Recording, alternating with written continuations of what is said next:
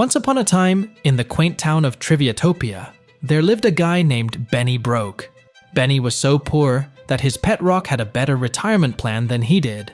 One fateful day, an invitation arrived, changing Benny's life forever. It was from the creators of the most popular television quiz show, Master of the Mundane. The letter stated, "Congratulations! You have been randomly selected to be a contestant on our show, where we celebrate the extraordinary knowledge of ordinary people." Benny couldn't believe his luck. Little did he know, the subject of the quiz was something he was intimately familiar with, the life cycle of dung beetles. On the day of the show, Benny arrived at the dazzling studio in his worn-out sneakers and patched-up jeans. The flashy lights and upbeat music were a stark contrast to his humdrum existence. The host, Chip Charisma, welcomed Benny with enthusiasm, oblivious to the fact that Benny's pockets were emptier than a library on Mars. As the quiz progressed, Benny answered every question with unparalleled confidence.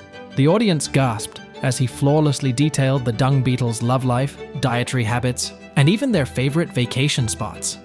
Benny was on fire, mentally high-fiving himself with each correct answer.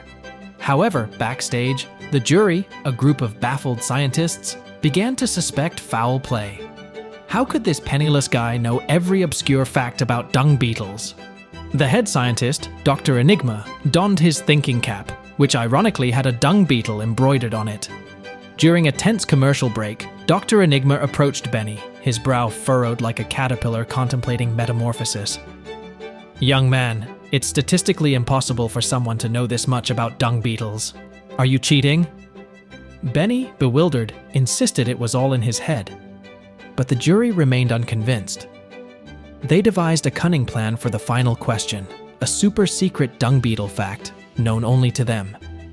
As Chip Charisma revealed the question, Benny's eyes widened. It was the ultimate dung beetle stumper. However, Benny, like a dung beetle sensing a dung pile from miles away, confidently declared the correct answer.